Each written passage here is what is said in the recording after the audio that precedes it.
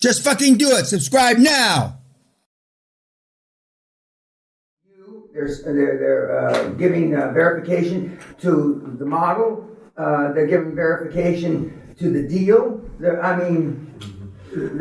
no way that they can project. They may not be wanting to sell, and then it's down to motivated seller. But the thing that the professionals, the lawyers and the accountants don't get, he knows when a motivated client comes when he comes to his door.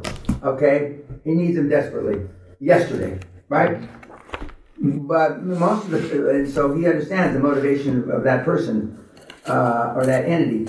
But what the professionals don't understand is that exiting from their livelihoods can be just as motivating because they have no exit. When you talk to people, and again, I'm not the one that sits down and explains all this shit to them. I'm a slam bam thank you man, okay? But when you find out, and they find out that you understand they have no place to go, nobody to sell to, their kids aren't interested, they're gonna fall dead on their laptop, then their eyes open up. Because they have no exit, and I mean, some of the guys that I think it's disingenuous, but they, pretend to be these people's saviors and shit. As long as they're not lying to them, in a lot of regards, they are being the savior. Like the mobile home couple, the guy in the wheelchair and his wife that run this thing. They don't know anything from anything. I mean, he is their savior. I just so has serendipity would have it. His dad used to be the preacher there, and I mean, shit. That's a giveaway. I mean, when he went to school there, he lived in the mobile home park. His parents lived 2 miles away. His uncle was the preacher. I mean, Jesus. I mean, but you can still fuck things up. Like I told him yesterday, don't be so cocky just because I'm telling you it should be easy. You pretend like none of those things exist. You pretend your uncle never preached there. You pretend you got to go through the steps. And but that's a done deal. I mean, that's. All he's got to do is get back there and get the paper signed. Okay, now what? Did you ask me something? You're going to start the presentation? What are you going to do? No. Do you guys want to start? The letterhead is basically, they only do that after you've done a deal or two. Right? Oh, yeah. Well, they're not going to write you a letterhead. Because he can take that letterhead to China. He can take that letterhead to South America. It doesn't say just good in Adelaide, Australia. I mean, that's magic. That's magic. And we have a kid that's got a similar deal with PwC. But those are the only 2 accounting firms that I'm aware of currently.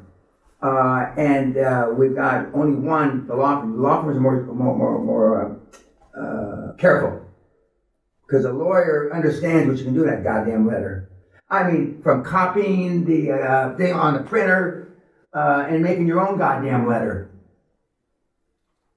Which, at best is white-collar crime, at worst fraud, and the big firms will come after you for using their letterhead.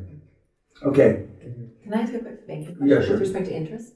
If you go to a bank or you've gone to 10 banks or whatever it may be, and it's not cash flowing, with interest and principal. You mean the deal that you're presenting to the so you're bank? presenting, Okay. but it's it's just slightly, it's just not cash flowing. Well, how much is the shortfall?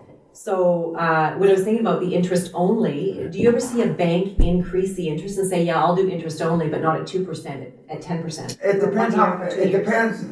depends how hot they think the deal is. But if you say you're the kid from Churchill, which is the terrorist that graduated from heroism, and I can't think of his array. He says our consortium group are serial entrepreneurs. Because serial means there's going to be another deal and another deal and another deal. So if they think they're going to get a bunch of deals out of you, they're not likely to raise the interest. But if they think that maybe, we'll do this one-time deal, they may raise the interest.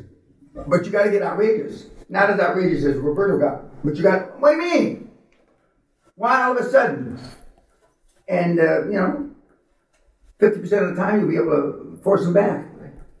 But you got the thing that again isn't part of your model. You're not used to, or you don't know anybody that is told the professionals, except for lawyers and divorce or something like that. That's bullshit. That's outrageous. How can you even say that? Because you don't push back. But I mean, now it's a commodity. These services these guys perform, you can go, not in the yellow pages, they don't have that anymore. You can just Google lawyers and accountants, and whatever you do, don't use the law firm in the big accounting firms because they have lawyers now. You don't want to use the law firms and the big accounting firms. EJ can't get back in. But the interest is written off through the company anyways, so. Yeah, but it still makes it more expensive and but I mean. To get through the first year, I think. Correct. Just saying, can we use that as a manipulation tactic to get through the first year? Yeah, or even the first 6 months. Yeah. So, I'll pay 6% interest. The bottom line is you want to get it funded so it closes.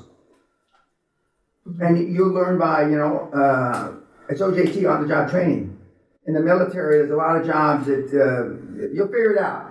Or you'll have an E4 and E5 telling you how to do it. In this particular case, you've got qualified, experienced directors. And and they'll know the answers. But if you don't ask, you won't get any information out of them.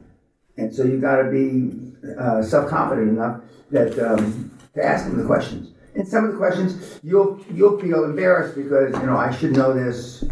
But remember, Josh didn't know the difference between debt and equity until the 5th month after the seminar. He was embarrassed to ask his board. I don't ever remember him mentioning it on a goddamn Zoom call. And he asked a cousin or somebody that's an M&A at Morgan Stanley or something to explain to him.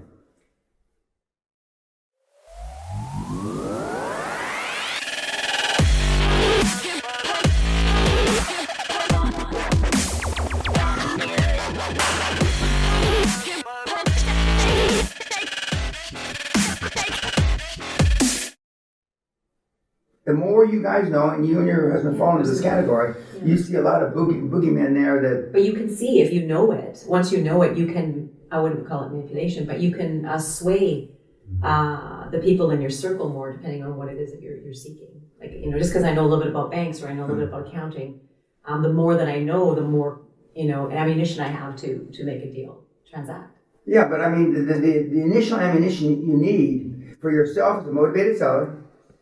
Secondly, cash flow, free cash flow, has got to cover debt service at some level, And if you can push back principal and interest to just interest, it'll cover it more. And if you can push back interest for the first year, not having to pay it, it'll push it back even more.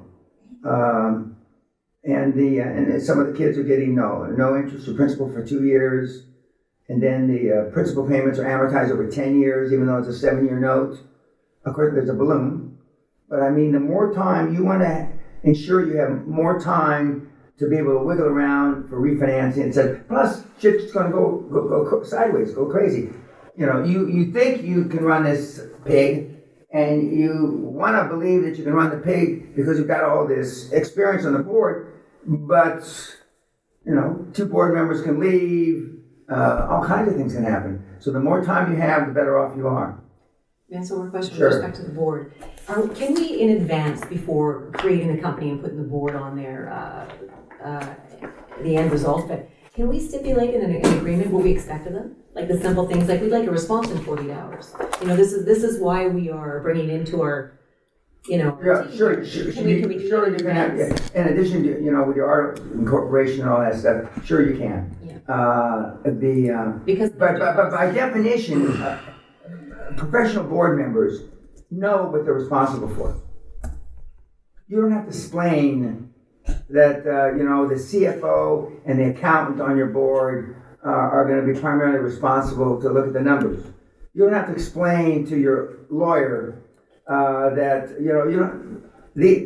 they know their job. What is really important, and it gets back to your initial question, is how timely they give you the response. How timely. And a lot of these guys are, playing golf, playing with their grandchildren, which is great. I don't do those things. But I mean, in the interviewing process, when you're having this beauty contest for this position, we're putting together a quick acting, fast action team. And back in the 90s, I don't use it anymore. I used to say like SEAL team. in and out quickly. And most everybody understands that. But even after you tell them it, they're going to stumble. And what's most important is the first time the board members are presenting a speed bump to your deal is you got to straighten them out right then and there. And there are no three mistakes. There's only one. One, and then when there's the second one, you're gone. That's it. That's why I'm famous for, unless you're dead or in a coma, I don't give a shit. Your death, not your wife's coma, your coma. And that says it pretty plainly. So initially, with the chairman and the CFO and the other accountant, in a letter stipulating that this is what we request of them, one is like, initially it might be 3 hours of work a month, but as we, get the third, fourth, fifth in company, a max of 10 hours, we expect it's very difficult to stipulate. Because they're asking, they're like, to stipulate exactly what their job description is. It's easy to tell a machinist. You're going to work 8.5 hours a day, you get 2 15-minute breaks, and you need to put out 1,100 of these a day. Okay? Whether you do 1,000 in the last 20 minutes, it doesn't matter. There's 1,100 to pass a certain inspection. Well, that's tough to tie down an accountant, a lawyer, a CEO. By definition, the CEO is chief executive, and he's responsible for the whole business day to day. And unless you give him latitude as to how to run the business, then he shouldn't be CEO. You should be CEO. Now, some of you, I hope this doesn't happen, will go through more than one CEO. Because for whatever reason, even though I pound my chest about it, you will pick the wrong guy or the wrong gal. Okay? Because you're used to giving people the benefit of the doubt. I've heard it 5 or 6 times this week. I'm not used to. I won't say I never, but almost never gave anybody the fucking benefit of the doubt. Because then they stretch that.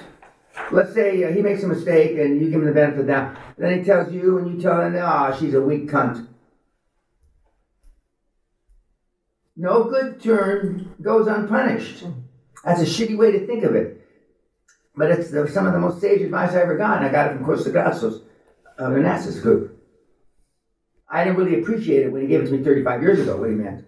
But I sure as hell know now, having done a kindness from time to time and gotten spit on it for it, you get jaded. So with our board thus far, we've had a few deals come through with the LOIs, and we had then non-disclosure agreements for them to look at. And that's exactly what I've experienced. The chairman's there. It doesn't matter where he is in the world he's traveling. He's older, retired, he's there. But the CFO is not answering his emails for 48 hours. And then he says, I'm flying here. Well, it doesn't matter you're flying. See, I would have fired his ass for a long time. I would have thrown this chump out on his ass already. Yeah, I already feel that. So. Yeah, well, you feel it. See, even me telling you should have blown his brains out. You got to think about it. And you're going to talk it over with your tubby husband. I mean, certain things you don't have to think about.